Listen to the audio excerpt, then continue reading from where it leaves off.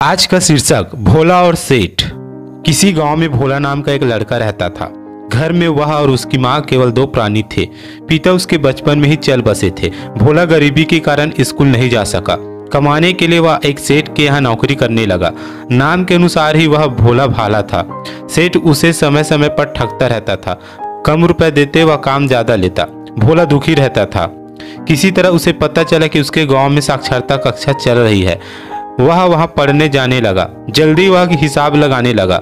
रुपयों पैसों का हिसाब वह अंगुलियों पर गिनकर लेता। उसने सेठ जी से बदला लेने की सोची। एक दिन उसने सेठ से 100 रुपये उधार मांगे और काम छोड़कर चला गया। काफी दिन तक वह सेठ के पास नहीं आया।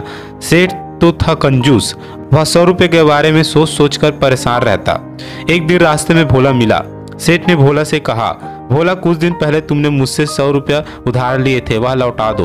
भोला ने आंखें मटकाते हुए कहा, कौन से रुपए सेठ जी, वह तो कब के खर्च हो गए हैं। सेठ जी ने कहा, किसमें खर्च हुए। भोला ने कहा, सुनो सेठ जी, मैं सारा हिसाब बताता हूँ। 10 के लिए आजरा बाजरा, 10 के लिए जाओ। सेठ जी अब कहाँ के 100। इतना सुनते ही सेठ जी आवाक रह गए। वह झल्लाते हुए बोले, अरे 80 ही दे दो। भोला फिर मुस्कुराते हुए बोला, 10 की ले ली लोटा बाल्टी, 10 की ले ली लस्सी। सेठ जी अब काहे की 80। सेठ जी भोला की बातें सुनकर मन ही मन तिलमिला रहे थे। गुस्से में उनका बुरा हाल था। वह बोला, 60 ही दे दो। भोला फिर आंखें मटमटाते हुए बोला, सुनो सेठ जी, 10 के लिए इस्तर बिस्तर, 10 की ले ली खाट। सेठ जी अब काहे के 60। सेठ जी का बुरा हाल था। वह फिर बोले, भोला कम से कम मेरे 40 रुपए ही दे दो। भोला फिर बोला, 10 की ले ली जूता चप्पल, 10 की ले ली पॉलिश। सेठ जी अब काहे के 40।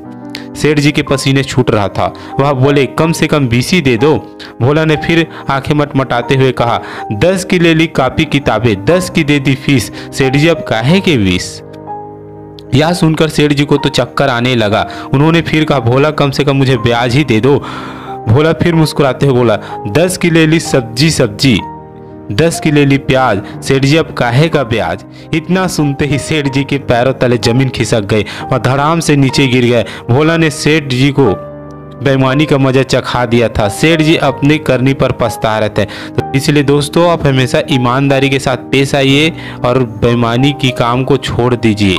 सदैव प्रसन्न रहिए। जो प्राप्त है पर्याप्त है। Thank you.